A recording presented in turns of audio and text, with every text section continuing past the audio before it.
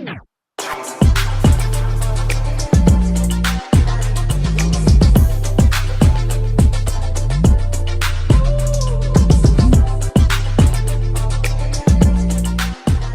back to the Ageless Vitality Podcast, where we're rewriting the rules of aging one honest conversation at a time.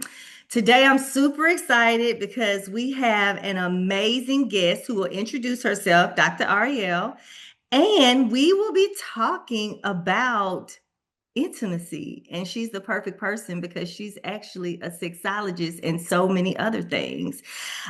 So as you know, I'm Dr. Mia, board certified gynecologist at Mibella Wellness Center, and my focus is living well so you can age well and truly experience everlasting vitality. Joseph, can you introduce yourself to the people? Absolutely. Hello, I am Joseph Brown, a male intimacy and health coach here at Mibella Wellness Center. How do you do? We are great. All right. And for the moment, for the person, for our most favorite guest today, Dr. Ariel, can you introduce yourself to the people? My pleasure. Thank you so much for having me. Before I get into who I am, I had the honor of meeting you last year at a conference, and Joseph, you weren't there, but between the red dress, the bodying, and the wisdom that she shared, I was like, tribe vibes. I was like, we just connected right after. So I'm so happy to be here, happy to meet you. And, when I see women like that walking in their power and their essence and their authority and just like doing their thing, I often like intrigued by the men that they're married to, because that says a lot about that man, because not so many know how to navigate that. So it's an honor to meet you today and to hear that you are a male intimacy coach. Woo, we need so many more of you, so much more of you. So I'm happy to meet you today. And so for me, yes, as Dr. Mia says, I am Dr. Ariel. I am a clinical sexologist, licensed mental health counselor. And I work at the intersection of leadership, intimacy, and mental health. And so my desire is to help men and women live unapologetically, authentically, and powerfully from the bedroom to the boardroom, because wherever you are is who you are. And so I help men and women make that integration, because a lot of times people are really killing it at work, but then when they get home, it's a whole different person. They don't feel as confident, or vice versa. So my work is to help integrate that, so you're bringing your whole self to wherever you are. So it's my pleasure to be here. Yes. And so what brings you here, Dr. Ari? Say how you want me to say your name, because I'm Dr. Ariel. Dr. Ariel. Okay, because I'm country and I mess up everybody's name. So Dr. Ariel. Yes. The reason I invited you here was because of our meet at that conference that Coach Cass put on, and your conversation about intimacy, and me knowing that you're a sexologist. And like you said, we just really connected. I was excited to see your husband there supporting you, because we don't get to see that very often, men who can actually support their driven women and not compete, but actually support. So that was exciting to see. But I also want to talk about some things I'm seeing all the time, because as you know, I'm an OBGYN. Mm-hmm.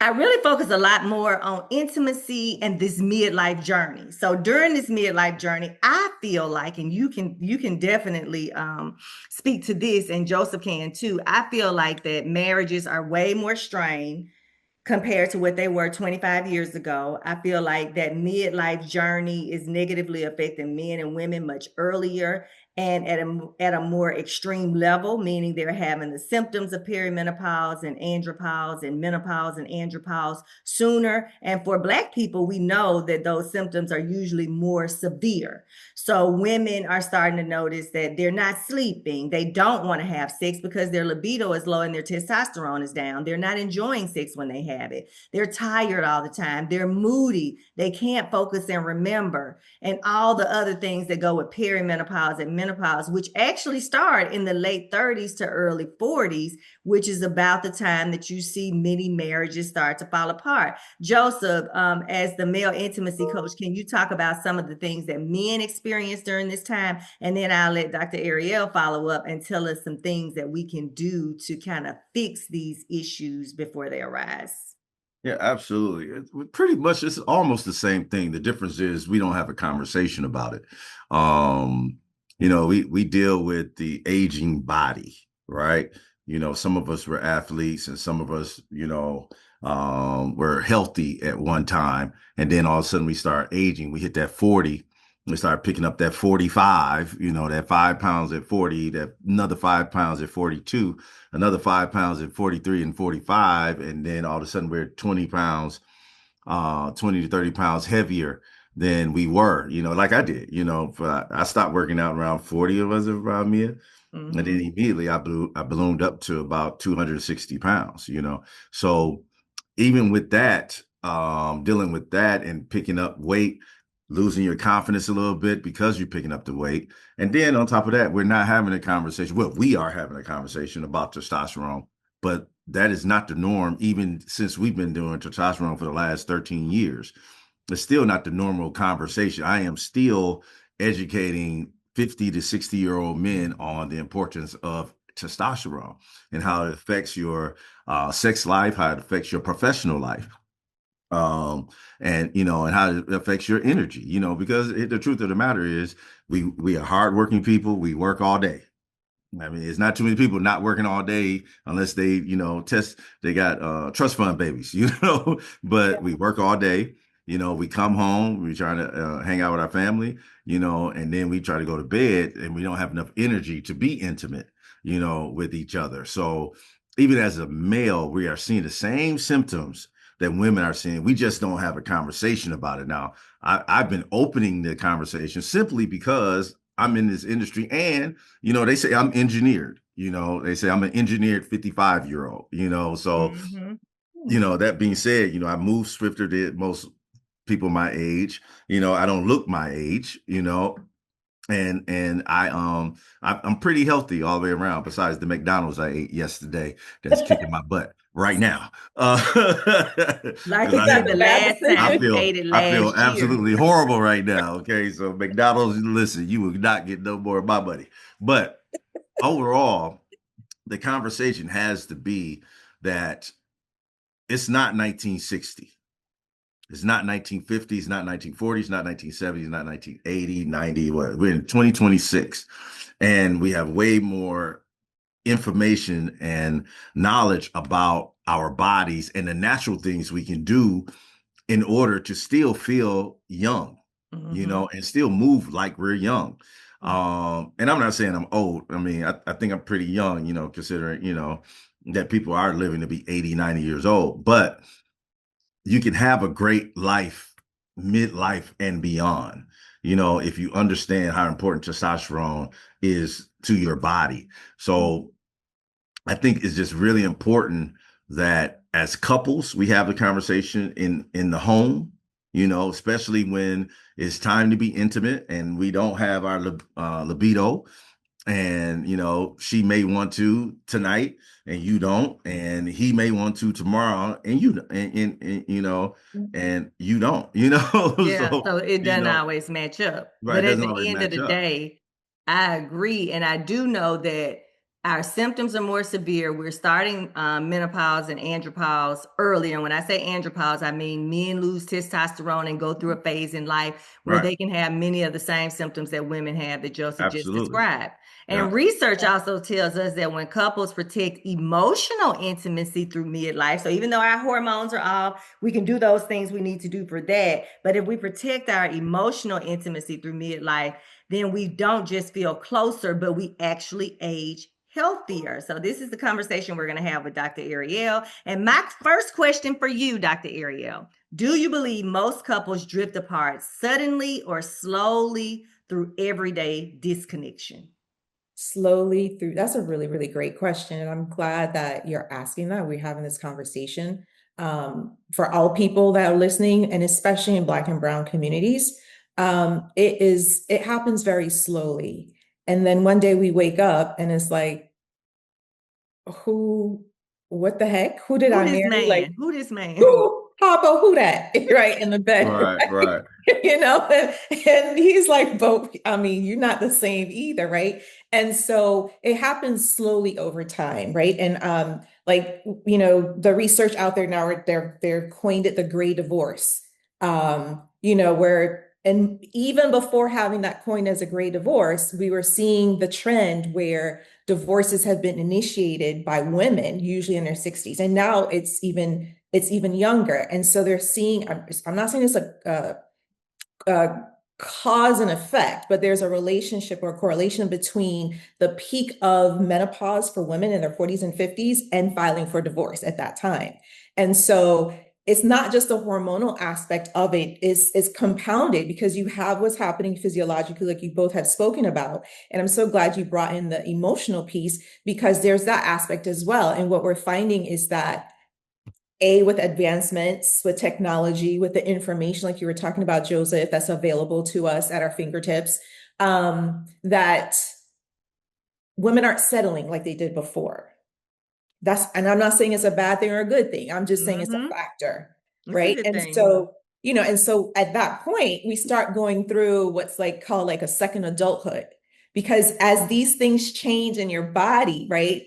It's not doing what it used to do, how it used to do it, and when you wanted it to be done. We start asking these questions about our identity. What does this mean for me? Now that if you have kids, now the kids have left or they're having their own kids, or we never had kids, that what happens to me when I get older? Family relationships, career. So all of these things are converging kind of in this same decade, right? And so we're going through this second adulthood. And if we navigate it successfully, like you were saying, Dr. Mia, in protecting the emotional intimacy, then we can come out of it even stronger than we were when we first met each other. But if we're not having the conversations with each other, because, women talk, there's this idea that men don't talk. They do. They talk to each other, but they talk in codes, right? We do too. But in the barbershop or whatever, over a drink, a cigar, whatever, they're having 5 different conversations, even they're talking about football, right? And we kind of do that too. But if we're not having those conversations together, then we're setting ourselves up for failure. So all of the unresolved resentments, all of the hurts, it's like they talk about death by 1,000 paper cuts, right? All of those things that haven't been resolved over the years, as we start to renegotiate our identity and what that means for our life and what we want for our future, then we start to see these things come up. And a lot of times, and I don't have research to back this up, this is just anecdotal, a lot of times men are caught off guard.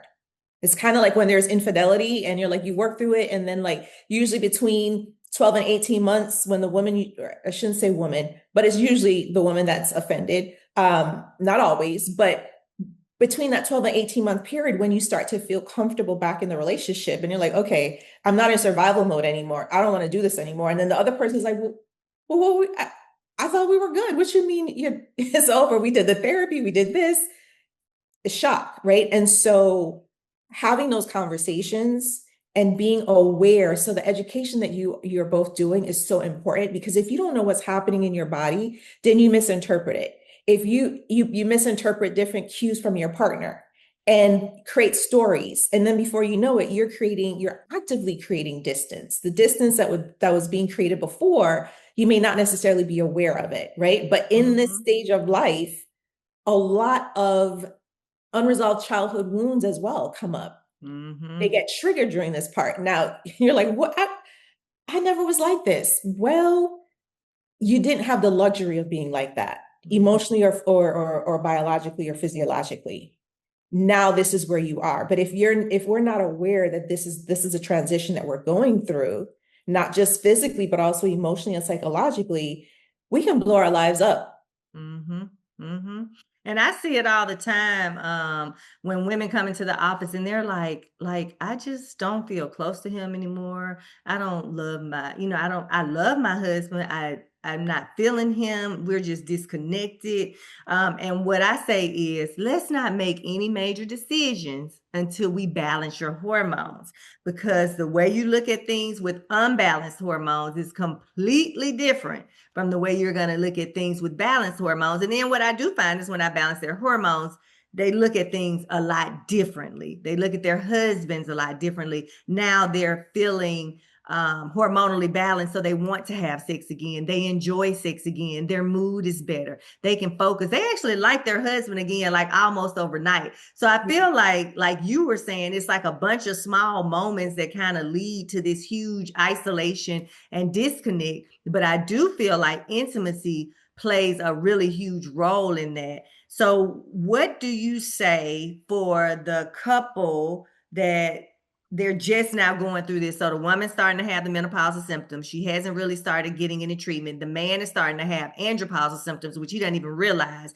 He's gaining the weight. He's tired. He can't focus, and his libido has decreased. What are some steps that they can take to work on their emotional intimacy and any other intimacy you feel important so that they can get that connection back and go back to good physical intimacy? Yeah, another great question, because again, it's multi-layered, but again, with the education, that's one. So you know what's happening, and you could identify the problem instead of making the other person the problem, which is a big thing, right? You're not the problem, he's not the problem. This is a problem.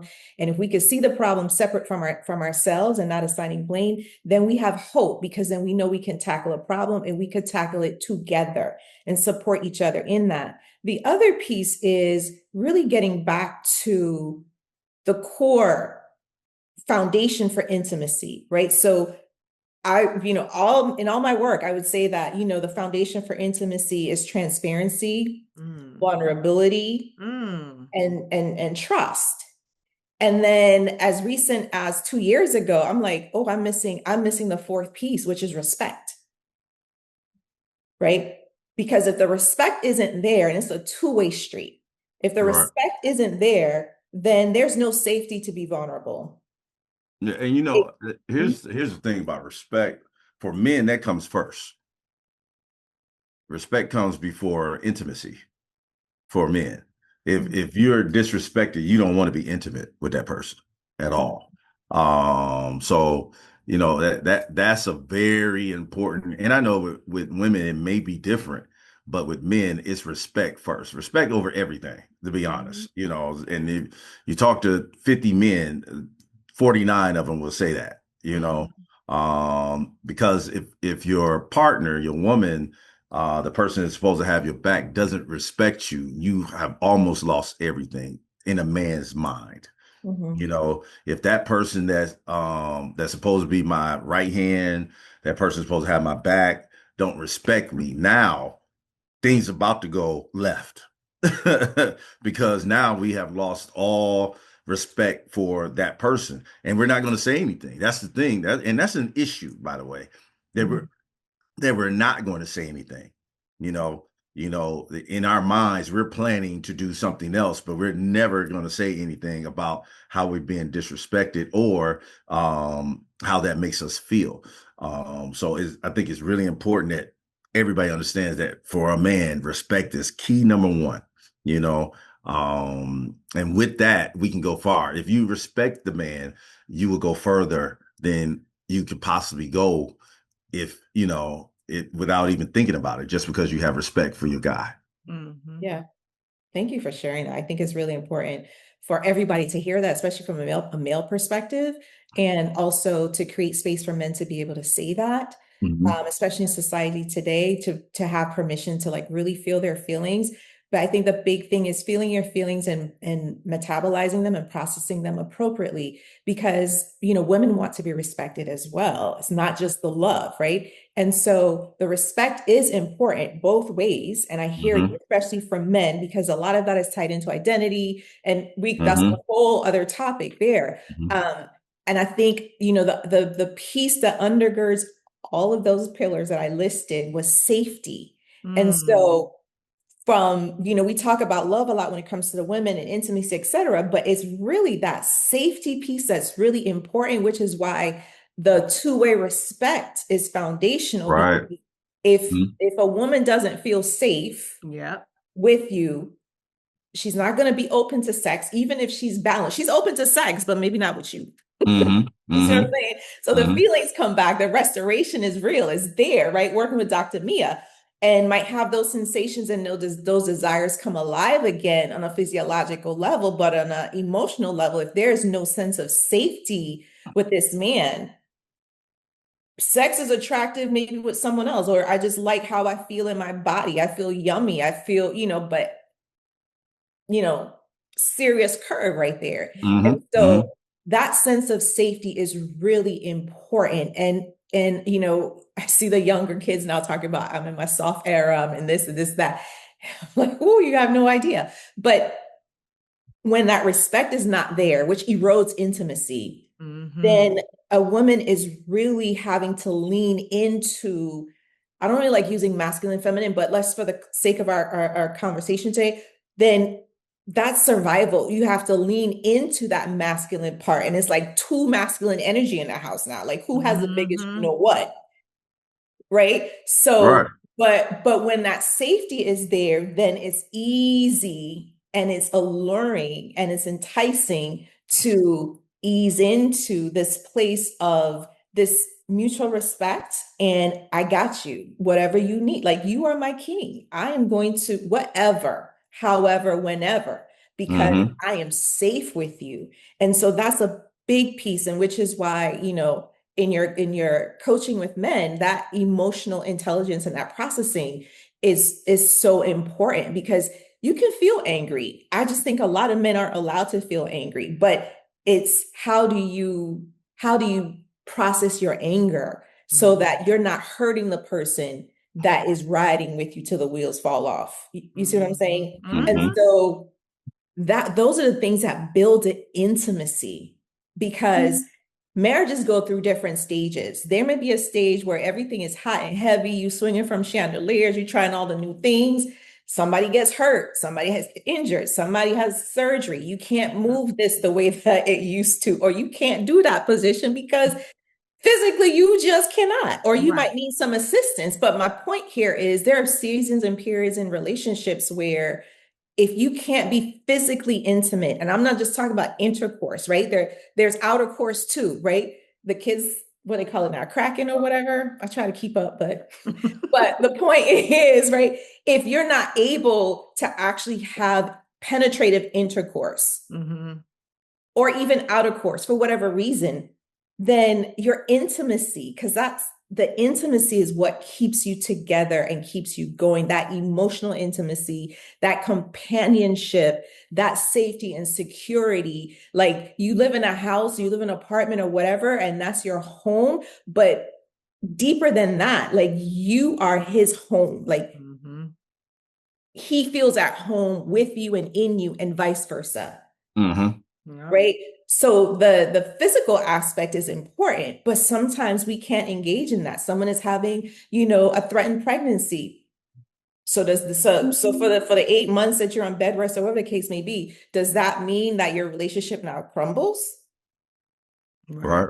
So intimacy in different ways is important. And I like the fact that you pointed out that relationships evolve and we evolve, and hopefully we can evolve in parallel, but we are all going to evolve. I'm not the same person that Joseph married 20 something years ago. He's not the same person that I married. We have grown, we have evolved. So I guess one of my questions is, how should love and partnership evolve as people age and change individually?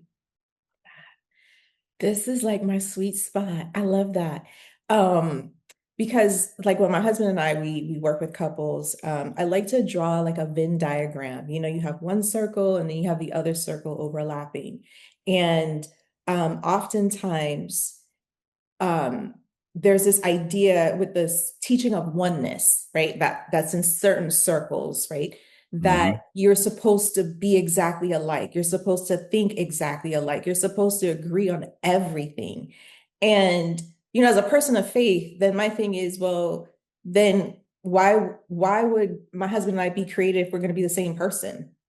Right. And so you maintain your own identity in your marriage, but there's that aspect of your marriage that is the marriage where you come together. That's where those circles overlap. And that's where you do life, right? And that's where your core values are. That's where your rituals are. That's where your customs are. Like, what does it mean to be you as a couple, but also maintain your own identity? And part of that is being intentional about growth and development. And I think that for many of us, because we age chronologically, you're born, you live another day, you're aging, right? We're constantly aging. And there's this mindset that because I'm aging, that means I'm growing. Well, you might be growing in height or what have you, but are you growing emotionally? Mm-hmm. Are you growing physically? Like, are you taking care of this temple, right? Are you growing in terms of, you know, your contribution back to society? Are you growing in your field? Are you growing in your craft? You know, so you know, and usually like and when we get to, if you look at the stages of development across the lifespan, like when we get to our 40s and 50s, 60s, we start to go into like integrity versus despair. We start to go into generativity versus stagnation, right? That's when you start again renegotiating your identity. You know, am I growing or am I stagnant? Am I giving back? Like, what is my legacy? Like, all of these things are happening at the same time. But if you're not actively developing yourself, then you get stagnant. And anything that's stagnant, you know, you look at water that's sitting there that's stagnant. Yeah.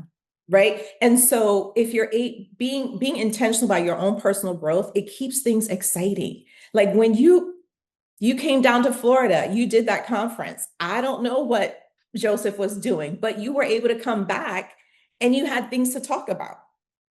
Right? He was able to enter into your world and your experience. You were able to enter into his world and his experience.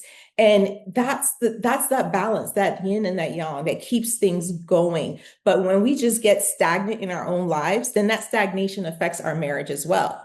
And that's why other things outside might seem more exciting or enticing to one or both, because there's nothing happening here. Mm-hmm. And that's part of building that intimacy, because you're constantly evolving. And men like to hunt. And there's nothing, and I'm not, you know, getting into guns and stuff, but is it exciting if you're out hunting and you have, you know, whatever you're hunting just sitting there, or you got to run for it? The adrenaline is pumping, right? The excitement is there. And so I'm just using that as a metaphor that you keep the excitement alive by being excited and alive about your own life. Mm-hmm. So I agree with that. I agree with that wholeheartedly. I think when it comes to being intimate from a male's point of view and really having the opportunity to experience your life, I think it's really important that you share those experiences. Number one, you know, share those experiences at the same time with your partner, but at the same time, enjoy them for yourself. Mm-hmm. You know, enjoy them for yourself. And, you know, we have a lot of wins we don't celebrate. Mm-hmm. You know what I'm saying? Because, we've been told over years, you know, we're from the hardworking manufacturing parent background, you know, and we've been told over the years that, you know, working is what you're supposed to do. Getting your paycheck is what you're supposed to do. And getting the promotion is what's supposed to happen. And why you celebrating? Because you really haven't done nothing, you know. And a lot of times in a male's mind, it's just progress, but it's what we're supposed to do, instead of taking a moment to really say, you know, I have accomplished something. Mm-hmm. And being able to share that with your partner and then celebrating it, you know, appropriately, you know. But I think that's a very key point you just made there, Dr. Ariel, that, you know, making sure that you're celebrating yourself. Mm-hmm. I think that's a phenomenal point, because we don't. A lot of people don't. Though. Women at the same time don't. You know, mm-hmm. They can be. You just on to the next thing. You move on to the next thing, or family comes in the way, because that accomplishment happened between 9 to 5. Right. But at home is still the same. Mm-hmm. You know, and so we come home and we're not. The accomplishment is behind us. Mm-hmm. We come home and it's a whole nother life at home. So I think, you know, both men and women need to take that moment, take a deep breath, and celebrate each other, you know, and celebrate yourself. And communicate, because I feel like with our we all know this as entrepreneurs, that when you have a business, you have to meet with your team on a regular basis. You have to take time away quarterly. You have to go over your core values that tend to change as your organization grows. You have to make sure you revisit your mission and your vision. And I think that we, just like we take the time to do that in our businesses where we make money, we have to learn to take the time to do that in our relationships. Like me and Joseph, I don't know what we were listening to the other day, and I was like, this is a really good idea. Like, we should have a meeting once a week.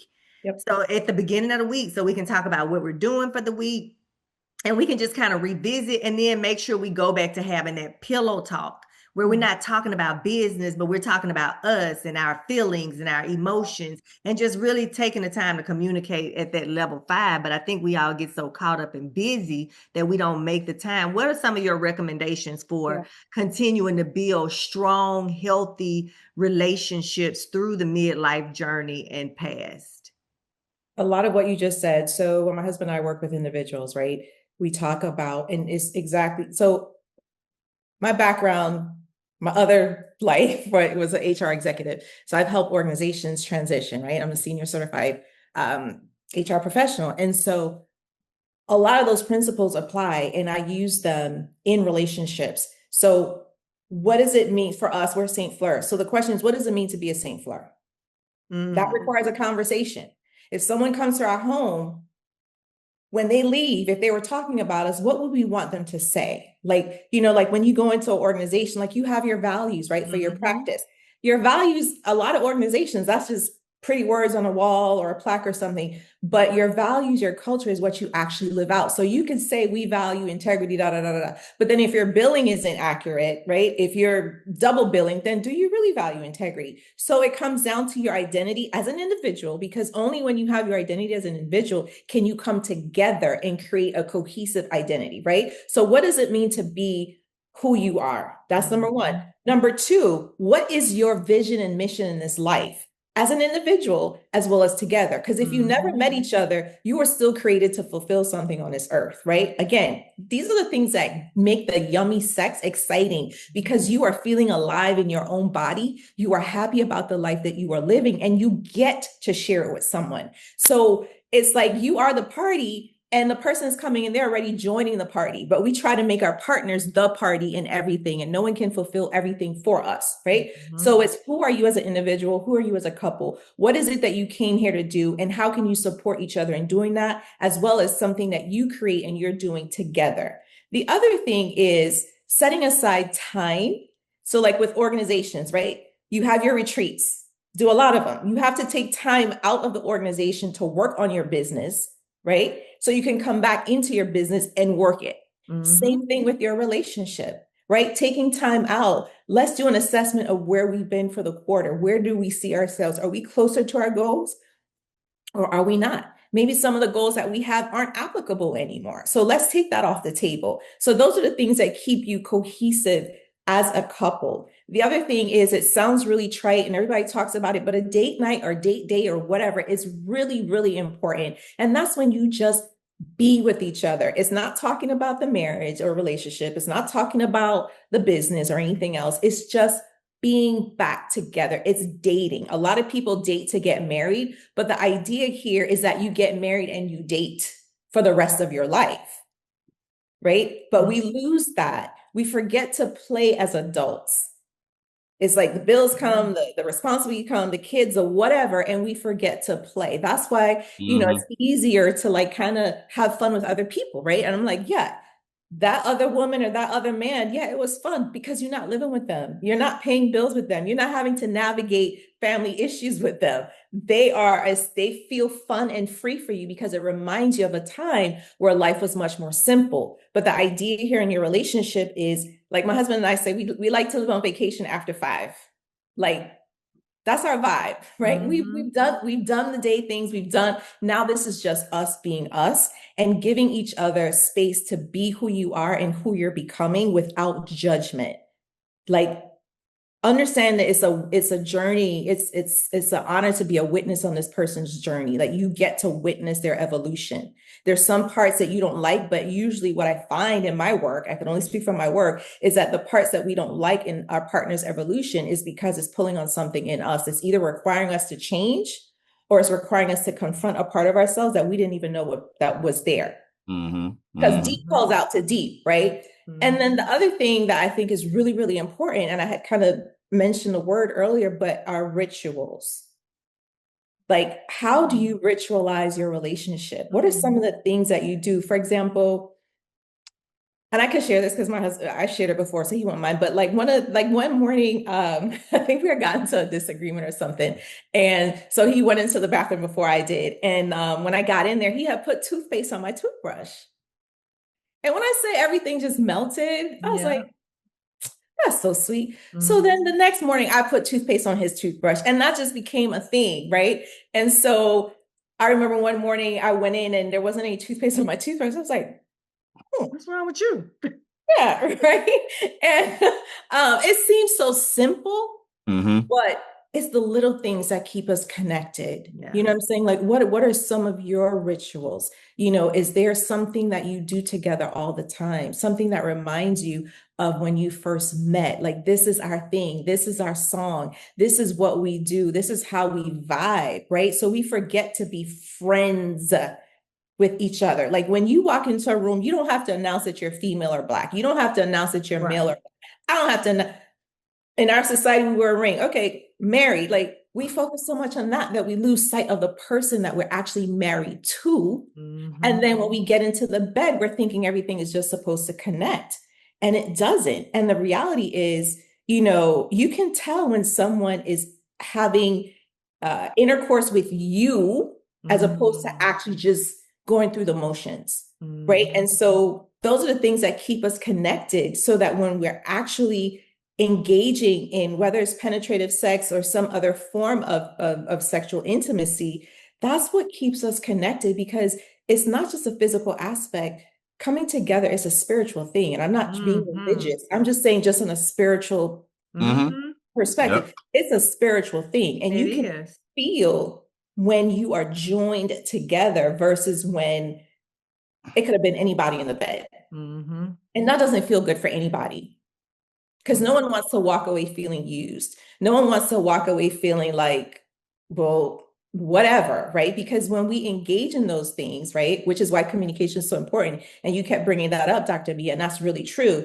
Because if we're not able to communicate clearly, then we're not able to really have enjoyable sex, because sex is a form of communication. Right. So if you can't communicate, if I don't feel safe telling you about something that I know might rub you the wrong way, I can't feel safe with you in bed. I can't give myself to you like that. That's too threatening. So our lovemaking is all throughout the day. The actual intercourse, that's the climax. Cherry on top, right? That's the climax. Yes. Yes. Right. And so, you know, it's how am I loving my partner more today than I did yesterday? So basically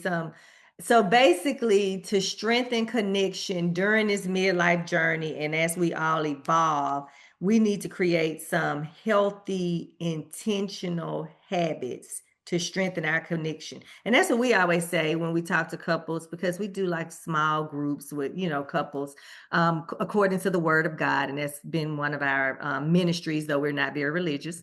But one thing that we always say is that intimacy creates oneness. And one thing that I know from medicine is that intimacy creates health. It improves your health. Men and women who have great emotional intimacy, and which leads to more physical intimacy, strengthens the relationship. They have more oneness, and they're going to be healthier and live longer than men and women who don't. So what are some intentional habits that we can create for better connection? Because to me, what you have described is that it starts with emotional intimacy, the respect, the vulnerability, the transparency, and all of that come through the emotional intimacy. And we need the communication piece to go along with it, to have good emotional intimacy. But at the Right. end of the day, to improve our physical intimacy, what are some intentional habits that we can create in our relationship, or some examples of some good intentional habits? Because we have to be intentional in our relationship. You don't just have a good relationship because you want one. We know that we have a good relationship because we work hard at it and we make time for it and we prioritize that. Even with who we surround ourselves with, we surround ourselves with other happily married couples that bring positive energy to our marriage, that we can grow and evolve within our marriages and individually. So give us some examples of some good intentional habits for our relationship. I love that. And everything you said is part of that. The people you surround yourself with, because they're going to impact your thinking, whether you realize it or not.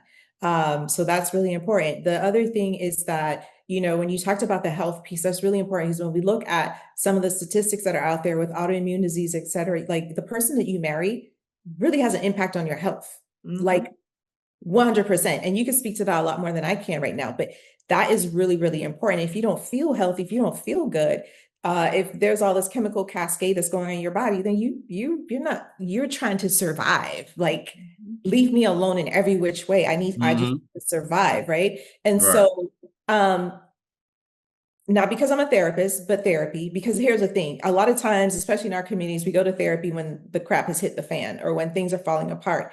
No, it just same when we go for our annual checkups, right? Women come and see you, you get your teeth cleaned twice a year, once a year, whatever the case may be. You maintain your car, you maintain yourself, maintain your relationship, right? You work on that so that the crap doesn't hit the fan, or if it looks like it's going to, you have the tools to be able to do that. So that's really important. Or a coach, just someone else that you are accountable to outside of your partner, because your partner can't be your everything. And everybody needs a safe space that's non-judgmental, and shame-free, where they can really express, right? So that's really important. The other thing is really being intentional about when you're setting aside time to talk about the things that are challenging, and knowing if your relationship is strong enough and you have the tools to have those conversations. And if you don't, you need someone else, because you end up doing more harm to your relationship than good. So that's really, really important. So having a third part, like, that's the only threesome I approve in relationships. You need a third party. Okay. That's the only threesome. All right. Approved.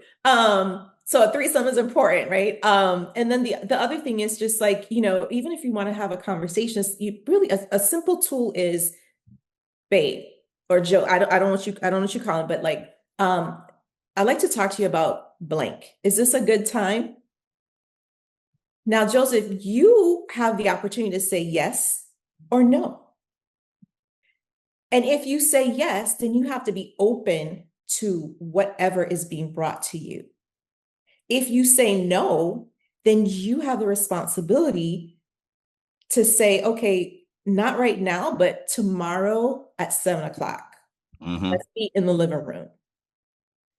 Tomorrow at 6:58, Joseph, you need to be wherever you said you were going to be, so that Dr. Mia is not coming after you like, are you ready? Da, da, da. Because that could start a whole argument. And now you're arguing and you haven't even sat down and talked about what it was that she wanted to talk about in the first place. And this goes the other way as well. And so as far as a practical tool, what this does, it allows you both to have autonomy and authority in your relationship. Nobody's being treated like a child, because a lot of time we have that parent to child transaction instead of adult to adult transaction.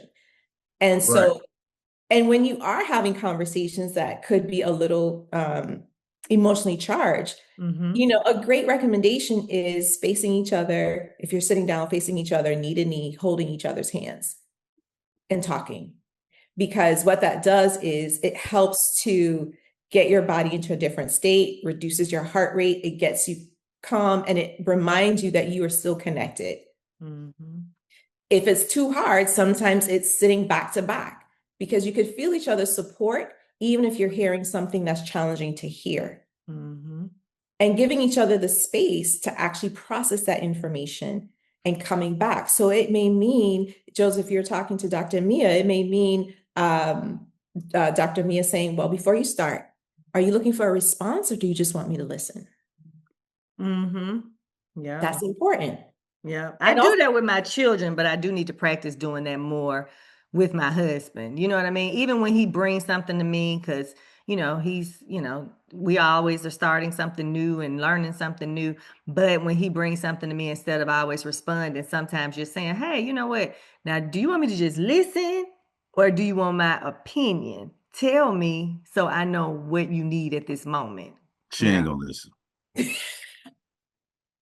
She is not gonna listen. I haven't got a full sentence out in 25 years.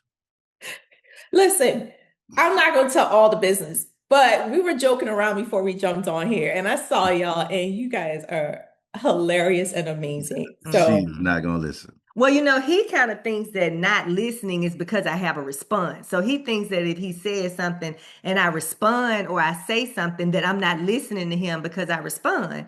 And I know that communication is better, when you can't, but he doesn't. It's not that I'm not listening, it's that I also have something to say. And the same with him, he can't hear me and so I think communication in any relationship is just something that we can all do better, and we'll always be working on it, especially when you have two smart, strong opinion people that don't always agree. It takes some time and some work to work on communicating more effectively, because though he notices what I do wrong or that I don't communicate or I may not listen, I feel the same way about him. So that communication piece in any relationship is going to be important to constantly work on. I have not gotten a full sentence out in 25 years. Well, you know what? Up until now, up until today. Right now. This is the first full sentence I got. Maybe we should talk on the podcast more often. Well, here's the thing. Or so I'll stop talking. We can do it that way too. I'll just start listening all the time and not respond. That's what I'll start doing. Because I don't have a lot of words anyway. I don't have a lot of words. No, you have a lot of words. You have a lot of words. You have quite a lot of words. No. When we're talking about stuff, I get straight to the point. I don't have a lot of words. I'm like a text. But you still talk and say what you want to say. You say it with fewer words, but you still, respond just as much. I know we're like over time, but really quickly, if I can, two things. One, being the other thing, Mia and Joseph, about practical things, is being a student of your partner, not to criticize, but to learn, right? So I'm gonna, we know the golden rule: treat each other the way you want to be treated. But the platinum rule is treat people the way they want to be treated. Because that's the most important thing. Because I want to be treated a certain way, but that means nothing to you. And in my mind, I am stepping way up to the plate. What is wrong with you? No, I need to know how you want to be treated. Like, what is your love language? Exactly. And something that we use in the therapy room, and it seems really simple or what have you, but the goal here is to just practice. So we might have a pen or something, and whoever is the speaker, they're holding it. Yeah. And when they're done, then they can pass it to the other person. And that's when the other person speaks. But before you even start doing that, you want to make sure that they're finished, right? And then you also want to say back to them what you heard verbatim, not your interpretation, because that's where the argument is, what you heard. I heard you say yesterday you went to McDonald's and now this morning you feel horrible. Right. Not interpreting, well, you know what? That was a bad decision. You get what you get. That's your interpretation, right? And that starts an argument, right? So did I miss anything? Right. And then that gives him the opportunity to say, well, no, you got it right. Okay, continue, right? So giving each other that space, and those things also build that trust and that sense of safety, so that we can have great communication between us, because we all filter what we hear through culture, our pain, our family dynamics. So, like that game of telephone, the story is one thing, by the time it gets to the end of the circle, it changed 5 times, right? So that's why we focus on repeat back to your partner what you heard verbatim. So you're not interpreting, you're just saying back what you heard. It gives them an opportunity to say, oh, I didn't communicate what I intended because this is what she heard. Let me find another way to say the same thing, so that you are dealing with the same information so you can move forward. Because if you're interpreting it one way and he thinks he said something or vice versa, this is happening the whole time. And you just stay in this loop, and that loop comes into the bedroom. And No, you're you not get the getting full. anything accomplished either. Right. Exactly. Right. You don't So, get an answer. You don't get a solution. You don't get a period at the end of the sentence. You're not getting anything accomplished. I have one more question for you. Go okay, ahead. sure. All right. So, as we grow, we're growing together, right? And a lot of things, what I've seen around a lot of men is, these are career guys, but now they're getting into being an entrepreneur, which is not easy. I tell everybody, like, you need to keep your day job until you understand this entrepreneurial thing, right? This entrepreneurial thing is not for the weak. But what's happened, what I've heard and what I've seen, and this is both on the male and the female side, is, the partner um likes their 9 to 5 and doesn't believe in the entrepreneurial side of the business or the entrepreneurial side of that person. And that's really an identity. We talked about identity, right? That's really identity change. How in a couple that's growing together in their 50s, they've been together 20 years, and now he or she is making this career change. And it's probably something they wanted to do for 10 to 15 years, Yeah. right? They just now is the opportunity. How do you deal with that as the spouse or as the person who's making the career change, to keep your intimacy, at a high level? Because that could be stressful for the he or she, that they're about to leave this 9 to 5 that's been paying the bills for the last 20 to 15 years and do this entrepreneurial thing. And they don't know where the next check coming from, so Yeah. so it can be pretty stressful on both parties, whether it's her or him or either or, that's going into this new identity. Yeah. And you know what? That's really important. That's really powerful because, on the surface, we're talking about the basic needs of life. But Mm-hmm. below the surface, I mean, if they're still married, I mean, you believe in them at some point, right? You're not going Right. to say till death do us part if you're not willing to go the path. Right. What's really below that, again, going back to the sense of safety. Mm-hmm. Mm-hmm.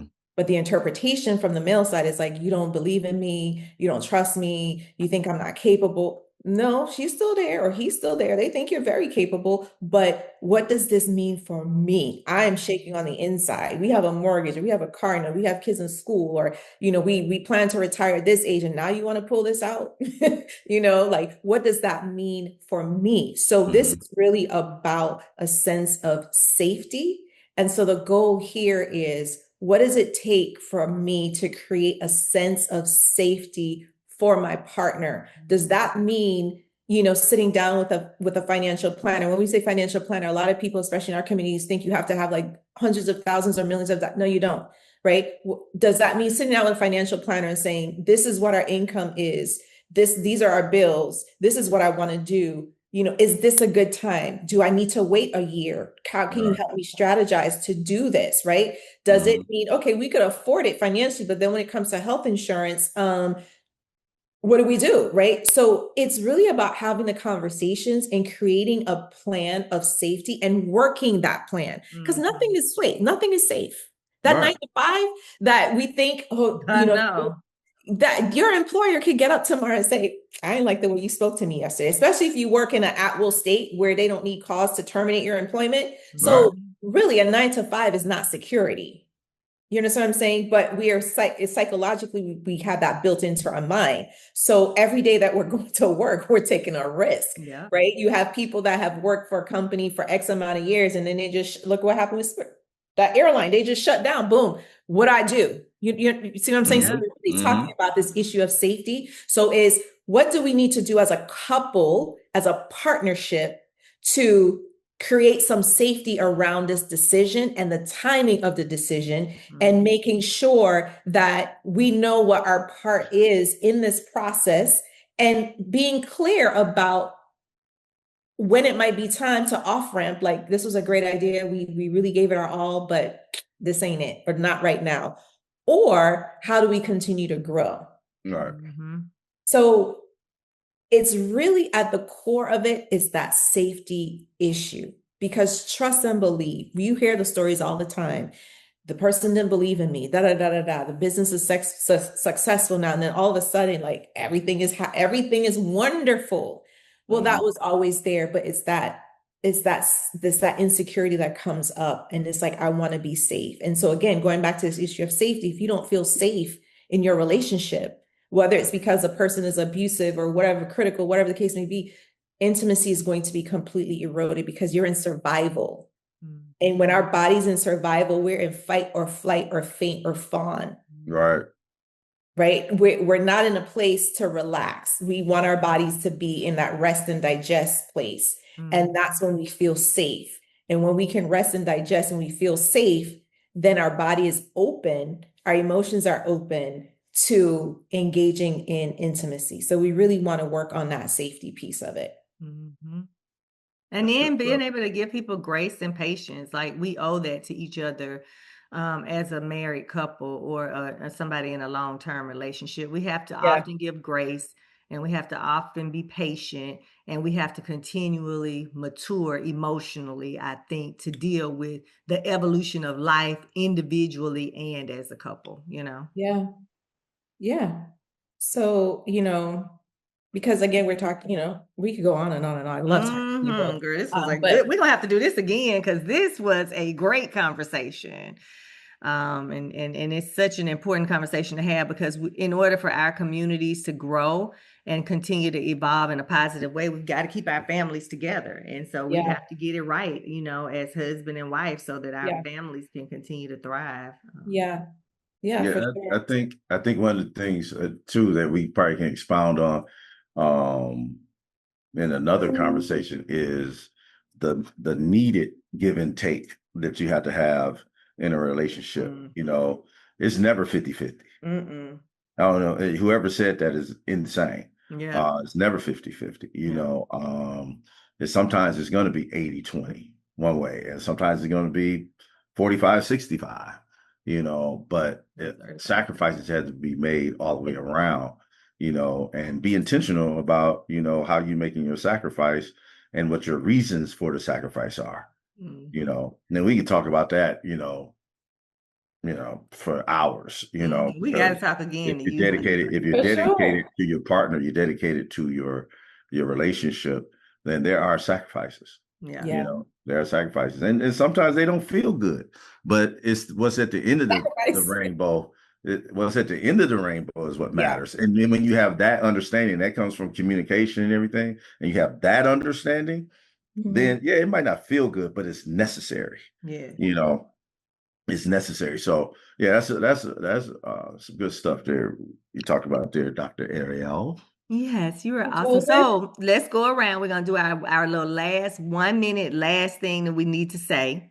Okay. And then I want you to end, Dr. Ariel, on the way that they can get in contact with you. And of course, we're going to send your information out because you offer some great services that I want people to know about in multiple different areas. As I noted on your bio, you are very well, learned, and you have a lot to offer. So for me, I'm going to say that it is important to live well, meaning a healthy lifestyle, so that you can age well and so that you can experience everlasting vitality. And I think if both people in a relationship are really focused on and understanding the importance of health and wealth and how it contributes to the relationship and the growth and the evolution of a relationship. And then also that core component with God being number one and me always working on myself and Joseph always working on himself and understanding that God can keep us together, I think we'll all be just fine.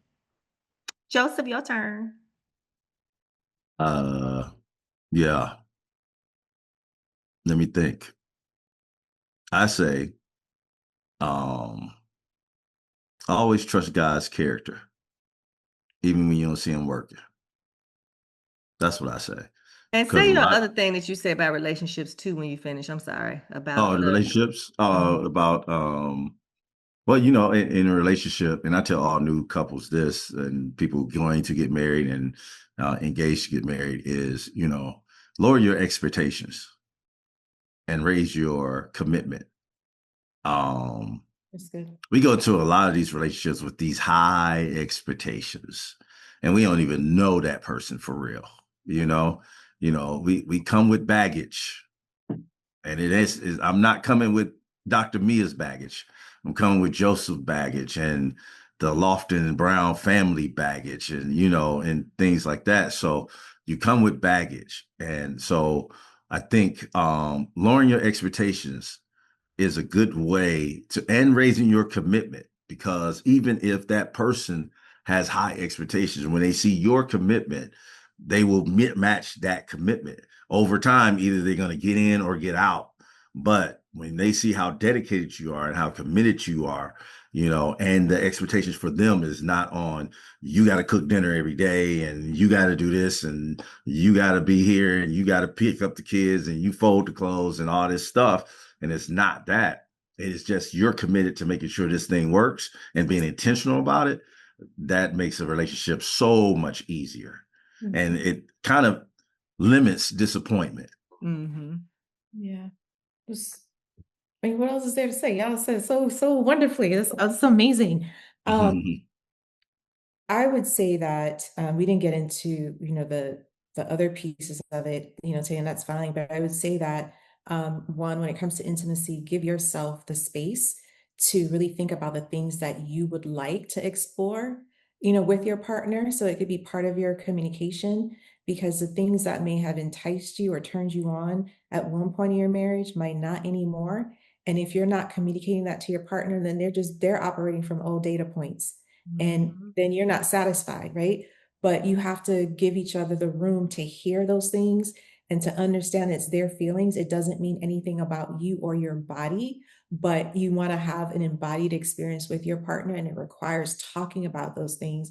It doesn't sound sexy, but talking about it, having clarity on what you want, what you desire, what you want to experiment with, and, coming up with your own rules about, if this doesn't work, if I don't like it, I just want to tap out, not do it again, whatever the case may be. But you get to design the relationship that you want to have instead of having the relationship by default. You get to design your life that you want to have. You both have designed a beautiful life that took intention, that took commitment, right? And, rising to excellence, not perfection. So rather than live life by default, live your life by design. So your sex life the same way. It doesn't have to be by default. I get in here, he does this, I did it.